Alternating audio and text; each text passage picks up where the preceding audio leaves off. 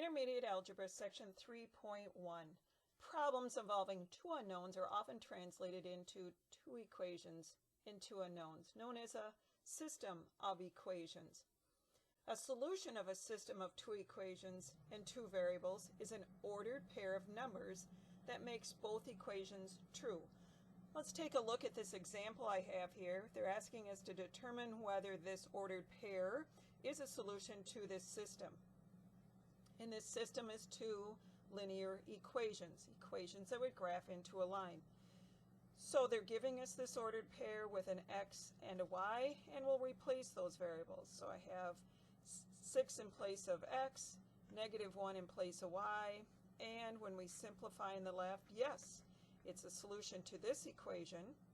When I do the same thing in this second equation, replacing the x and y with the given values, and we're trying to decide, is it a solution to this equation?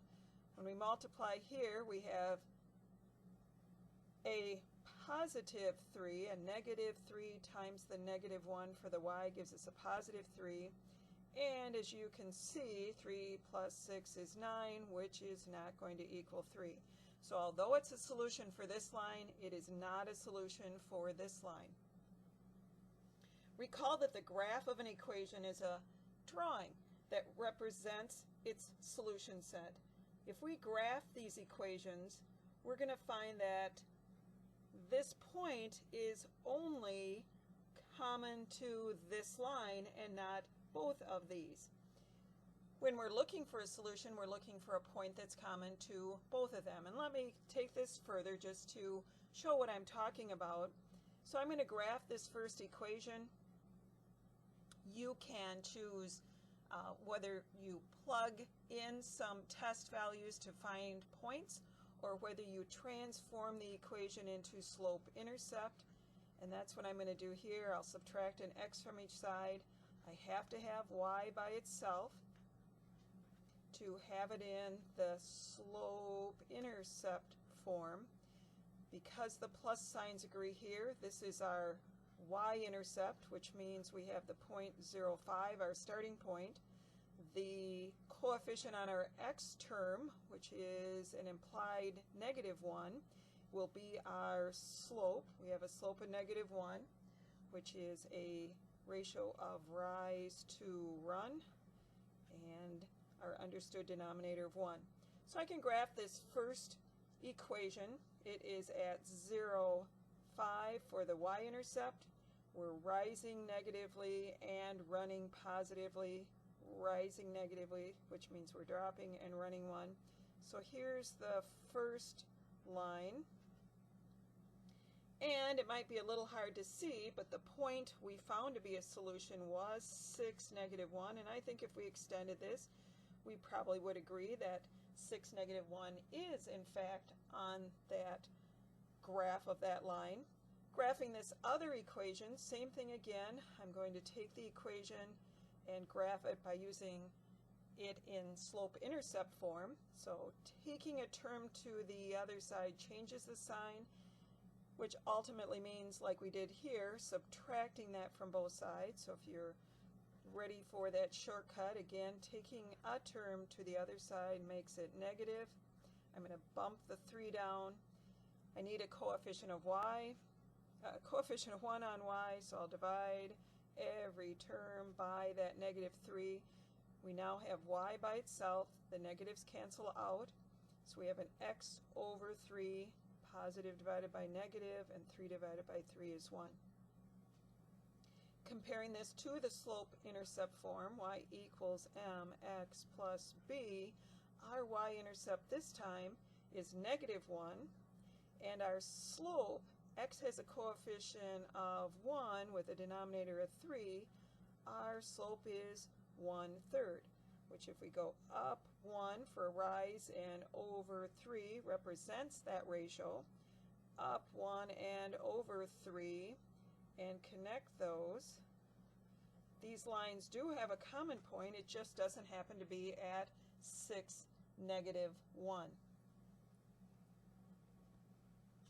When we are graphing lines and looking for solutions to systems of equations, we're going to have three possibilities for these two linear equations. The one example that we just looked at now, we had intersecting lines, and the solution would be 1 point. Now, we didn't come up with that exact solution, but we'll look at an example in just a minute where we have the actual answer to the solution to that system of linear equations. In the math world, we do classify these systems, and if we have intersecting lines, we call the system consistent. And we further classify what type of equations they are, and again, if they result in intersecting lines, we call them independent. We have another possibility when we have two lines that the lines are parallel. If they're parallel, it means by definition they maintain equal distance infinitely, and as far as a common point, there is no common point, so there is no solution. It would be an empty set. In terms of classifying this kind of system resulting in parallel lines, it is inconsistent, and in terms of equations, it's independent. There are times when the equations look differently, but when it comes to graphing them, or if we would factor out a common difference, we would find that they result in the same equation.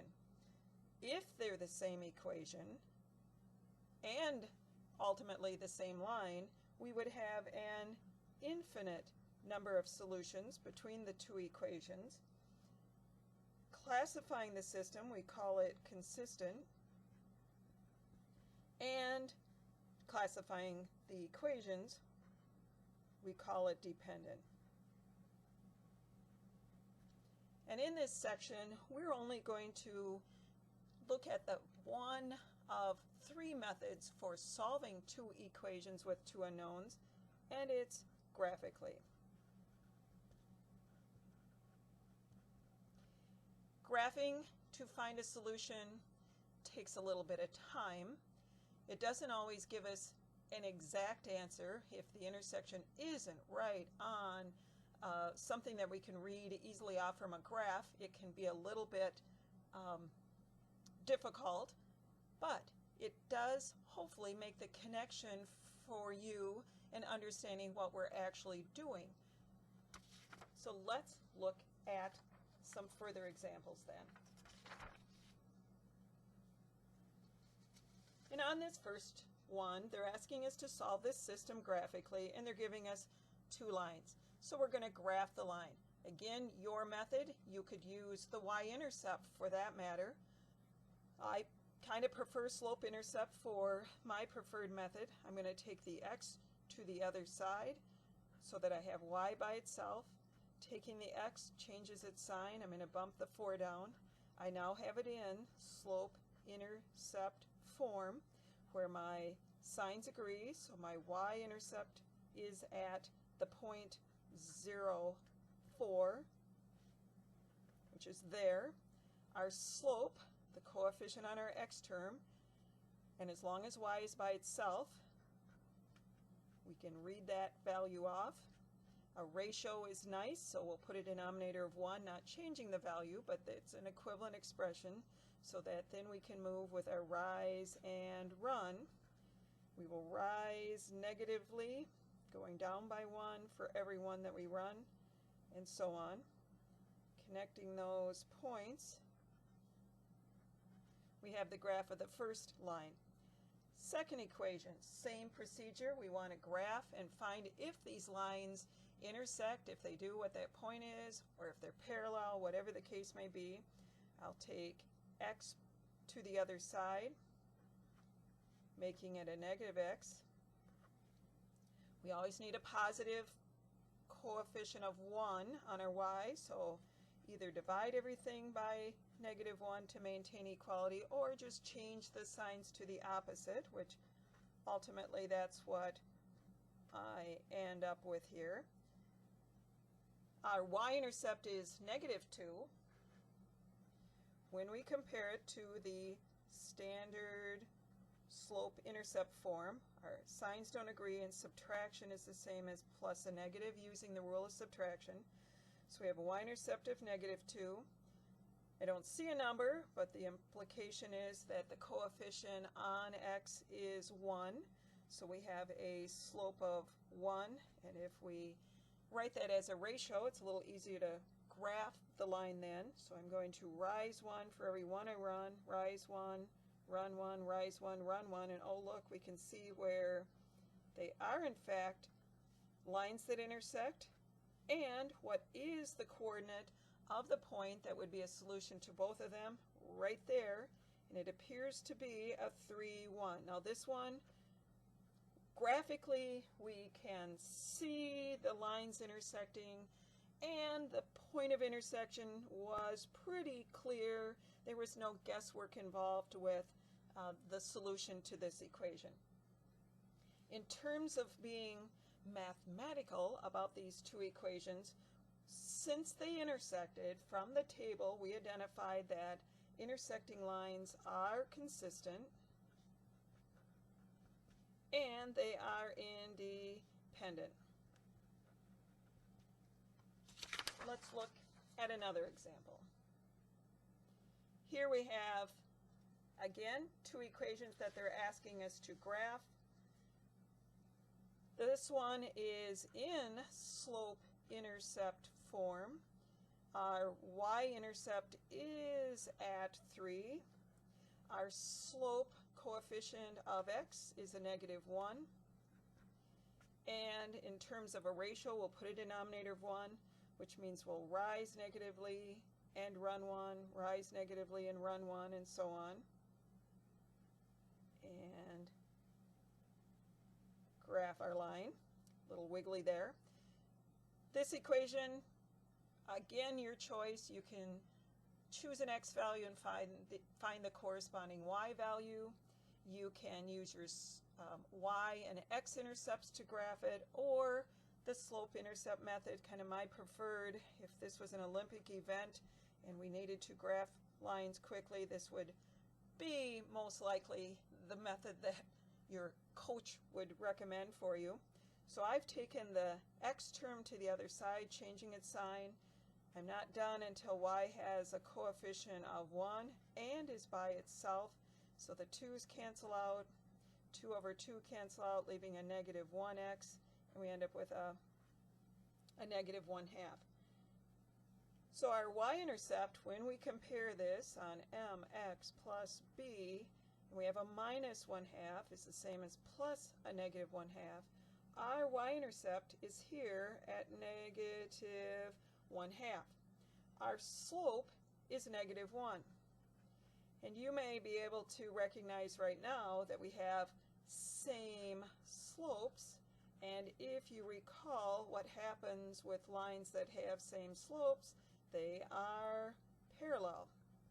And you could move forward and answer the question, but let me just continue with the graph just to illustrate that in fact this is the case. So I have my y-intercept at -1/2, I have a slope of -1 over 1, I'm dropping 1 and running a +1, dropping 1, so I'm at that -2.5 and running 1. And when we graph those, and probably using a straight edge would make this look a little bit nicer, in fact we do have parallel lines. What's a common point between parallel lines? We have no solution. Or we might symbolize it with the empty set. In terms of what kind of system this is an inconsistent system, and in terms of equations, it is independent. And the independent is whatever x values you plug into either one of these equations, it has no bearing on the other equation. An x value of -2 gives us a y value in this equation, and x value -2 gives us a different y value in this other equation. That's kind of what that independent is describing. Let's look at one more example. of graphically solving a system of equations. Same procedure. I'm going to put it in slope-intercept form, so the positive x taken to the other side, or subtract an x from each side, you will get the same result. It is in the slope-intercept form where my signs agree, so my y-intercept is at 4, my slope or coefficient of x is a -1. As a ratio for rise over run, we're going to rise -1 and run 1, rise -1 and run 1. We've seen lines with -1 slope quite a bit in this section, so hopefully that isn't a problem. This equation is similar to the last one. Looks somewhat similar, but let's keep going. Taking the x term by itself with the idea of getting y, or take the 2x term to the other side with the idea of getting y by itself, makes it a -2x when changing to the right side. Coefficient of y resulting in a 1, which that's what we want, means we divide everything by 2. It gives us a -1x, and 8 divided by 2 leaves us with a 4. You may catch that the slope in this equation is the same, so gosh, it's looking like parallel lines, but when you look further, what about my y-intercept when I compare this to mx plus b? This is exactly the same equation that we had from, or graph that we had from the first equation. So here's my y-intercept, oh, got it graphed. Here's my slope, -1, which down, rise negatively, and run a +1. It's graphing right onto the same line. What we have is these two equations are the same equation. If you had divided every term by 2, we could remove the number camouflage here, and we would see that in fact they are the same equation. So any value that satisfies this equation is going to satisfy this equation. So in terms of solutions, it is an infinite number of solutions. In terms of what kind of system do we have, when we have the same line, this is a consistent system, and this is the special type of equations. The other two possibilities, intersecting or parallel, are independent, but when it's the same line, it falls under the classification of independent. Get it written there. Which means if I pick an x for this first equation and getting a resulting y, this equation is dependent upon that x since they are the same equation.